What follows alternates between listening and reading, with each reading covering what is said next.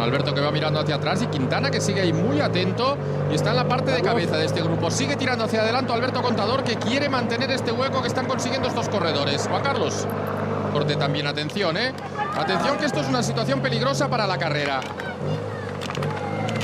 A ver, esto es un poco el momento de crisis, de voluntad de tirar. Luego habrá que ese momento de pausa donde los equipos tratan de reorganizar. Welcome back to the Cycling Iceberg Podcast, everyone. That was a epic bit of commentary on the 2016 La Vuelta stage to Formigal. During this stage, Movistar pulled off a tactical masterclass to put under pressure Chris Froome from Team Sky, the dominant factor, the race leader. And during this episode, we will discover everything that led up to that stage, as well as the other factors that played into that. And you will find out if it was a success if you're not familiar with this story yet. So, without any further ado, let's dive straight into it. The 2016 Vuelta had a very strong start list. Three-time Vuelta winner Alberto Contador of SaxoBank was slightly favoured after he had withdrawn from the Tour with an illness. Tour winner Chris Froome from Team Sky also took the start. The question was, how fresh would he be after the Vuelta? As always, Movistar was a force to be reckoned with in their home race. Nairo Quintana led the team after finishing third in the Tour. The Colombian was flanked by Alejandro Valverde. The Spaniard was the second leader of the team, but was racing his third Grand Tour of the year. After he had finished third in the Giro, he'd raced the Tour as well. The runner-up of the Giro, Colombian Esteban Chavez of Orica, was the main outsider for these four favourites. At nearly 30 kilometers, the opening team time trial was relatively long in 2016. Sky and Movistar completed the team trial in exactly the same time, while Contador already lost 52 seconds with his Saxo squad. The third stage finished on Mirador di Zaro. Contador continued to struggle as Movistar set an extremely high pace with Ruben Fernandez. The Spaniard was dropped as Quintana, Valverde, Froome and Chavez rode away. Contador lost 28 seconds to his main competitors and was already nearly a minute and a half down. Stage 8 then finished on the absurdly steep climb to La Camperona. Contador made a much better impression than earlier in the race. When Froome attacked with 2 kilometers to go, he and Quintana were able to follow. Froome looked impressive up the climb. As always, he was riding a small gear, spinning out at a high cadence. He accelerated, dropped Contador. However, despite appearances, Quintana had something left in the tank. He launched a counter-attack over Froome. This completely cracked Froome, possibly also mentally at that point. He got passed by Contador and then lost 30 seconds to Quintana in a short matter of time. The Colombian now donned the red jersey, leading by 19 seconds on Valverde and 27 on Froome. Things were looking good for Quintana in the mountains. He extended his GC lead by winning on Lagos de Covadonga in stage 10. Froome got dropped with 9 kilometers to go, but by sticking to his own pace, managed to limit the losses to just 25 seconds. Still, this meant he was nearly a minute down. While many expected Froome would regress during the race due to racing the Tour, Froome actually became stronger. He won stage 11 on Peña Cabarga in a sprint against Quintana. A few days later, he was able to withstand multiple attacks by Quintana on the Obisque. Knowing there would be still a 37km time trial on stage 18, being 54 seconds behind in GC wasn't a bad situation for Froome. Stage 15 was the final mountain stage in the second week. However, it wasn't that hard. It started with a false flat, followed by 2 second category climbs. The stage then finished on the long but shallow Formigal climb. Considering this stage profile, commentators were surprised when Valverde rushed to the front using a sidewalk in the neutral zone.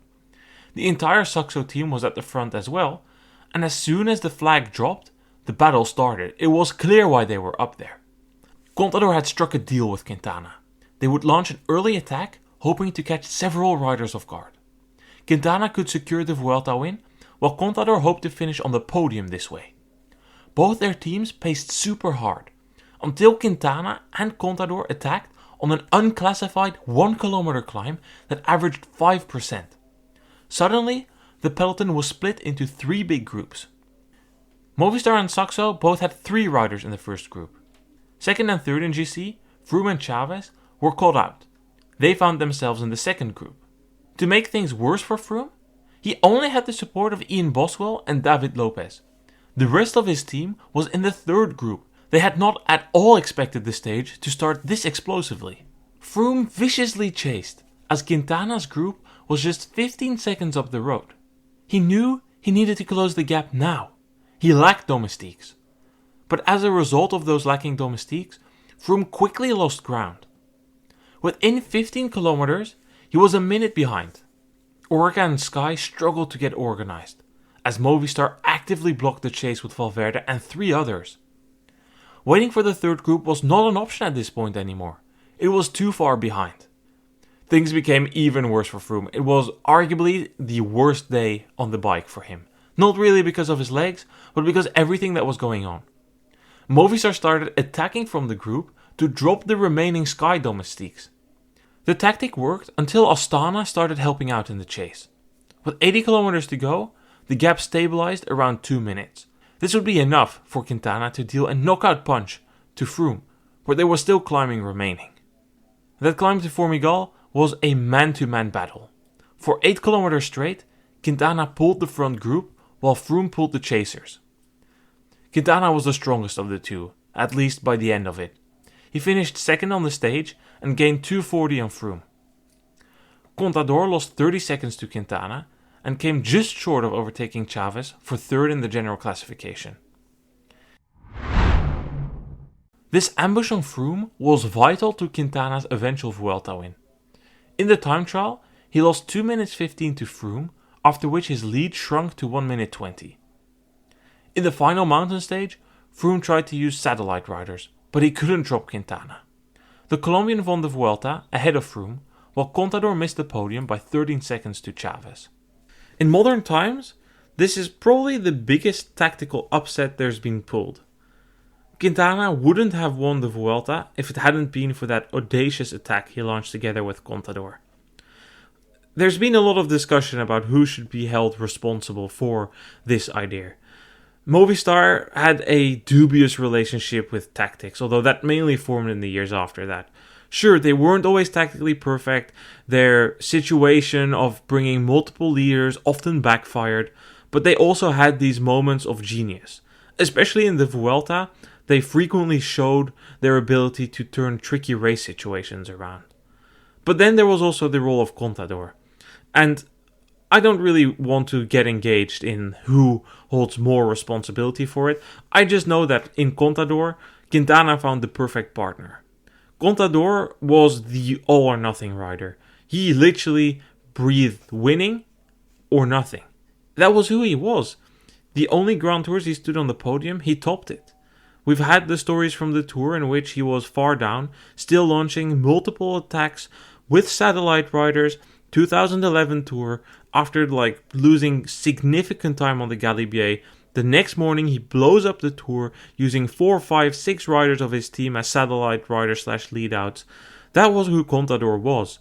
And while we might not know who exactly reached out to the others, I know for sure that they needed each other. Contador couldn't have done this without Quintana, and vice versa. Moves like this are extremely difficult to pull off. It requires a lot of things coming together.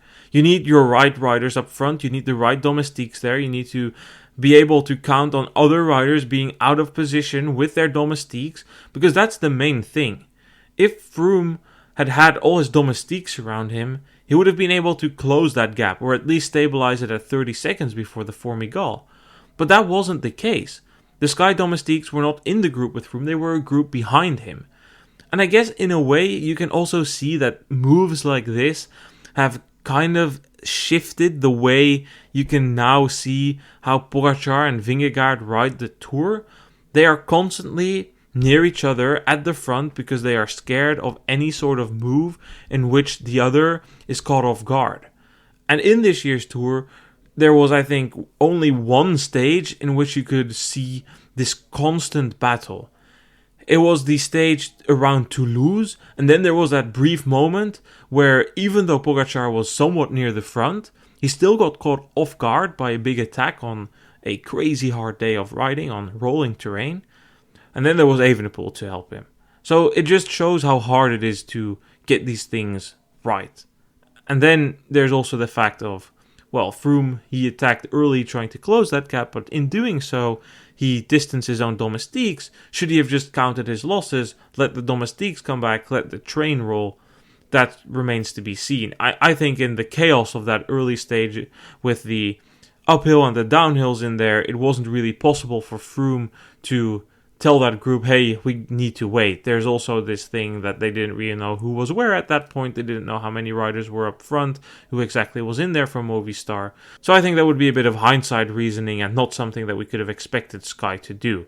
And that ties into the dominant narrative around Sky at the time, right? So at the time, Sky was a dominant team. They raced like we'd seen US Postal race before. They raced in train fashion, riders following their power meters, and that really was something that was sticking to Team Sky.